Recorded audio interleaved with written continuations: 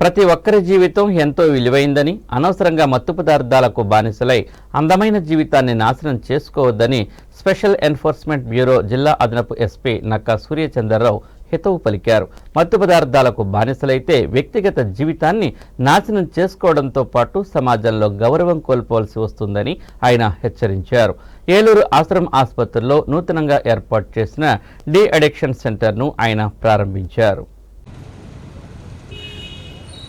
ఏలూరు సమీపంలోని ఆశ్రమ్ ఆసుపత్రిలో సమాజాన్ని డ్రగ్స్ రహితంగా మార్చాలన్న ఉన్నతాశయంతో మానసిక విభాగంలో ఏర్పాటు చేసిన డి అడిక్షన్ సెంటర్ను ఎస్సీబీ అదనపు ఎస్పీ నక్కా సూర్యచంద్రరావు ప్రారంభించారు. ఈ సందర్భంగా ఆయన మాట్లాడుతూ మత్తు పదార్థాలకు బానిసలై ఎంతోమంది తమ విలువైన జీవితాన్ని నష్టపోతున్నారని ఆవేదన వ్యక్తం చేశారు. గతంలో సప్త వ్యసనాలు వాడుకలు ఉండేవని, ప్రస్తుతం ఆధునిక టెక్నాలజీ వలన మరికొన్ని వ్యసనాలు వాటికి తోడయ్యాయని పేర్కొన్నారు. వీటి వలన ఎంతోమంది అటు ఆరోగ్యపరంగా ఇటు ఆర్థికంగా చితికిపోతున్నారన్నారు.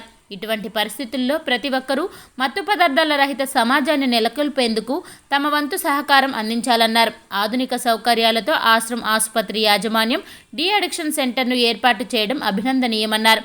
కార్యక్రమంలో ఆసుపత్రి director Gokaraju Ratidevi, CEO Hanumantharao, superintendent Shantaiah, principal Srinivas, ఆసుపత్రి అడ్మినిస్ట్రేటర్ ధనిష్ట, భక్తుల తదితరులు పాల్గొన్నారు.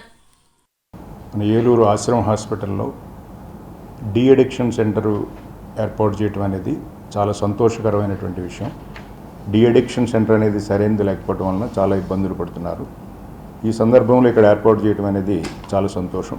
సాధారణంగా మనం సప్త వ్యసనాలని చెప్పేవాళ్ళం. ఎడిక్షన్ అంటే వ్యసనం.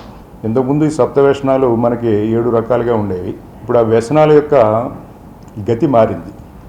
ఎప్పుడైతే టెక్నాలజీ మనకి యాడ్ అయిందో, ఈ టెక్నాలజీ వలన వచ్చేటువంటి వ్యసనాలు కూడా మనకి యాడ్ అయినాయి. సో సాధారణంగా మనం చెప్పేది ఈ వ్యసనం అనేది జెనెటికల్గా కూడా వస్తుందంటారు. అలాగే వాళ్ళకు ఉన్నటువంటి కుటుంబ పరిస్థితులు కానీ, స్నేహితుల యొక్క ప్రభావం కానీ, అక్కడ సమాజం వలన కానీ, లేకపోతే సరిహద్దుల్లో యుద్ధాలు జరుగుతున్నటువంటి కుటుంబాల్లో ఉంటే రకరకాల ఫ్యాక్టర్స్ వలన ఈ ఎడిక్షన్స్ ఏర్పడతాయి. సో మద్యపానం సేవించడం అనేది కూడా మితిమీరి మద్యపానం సేవించడం, దానివలన అనేక రకాలైనటువంటి ఆరోగ్యపరమైనటువంటి వాడికి వ్యక్తిగత సంబంధమైనటువంటి సమస్యలు, అలాగే ఆర్థికపరమైనటువంటి సమస్యల్ని కొని తెచ్చుకుంటాడు. మరలా ఇంకా లేటెస్ట్గా మనకి గాంజాయి సేవించడం ఒక ఎడిక్షను.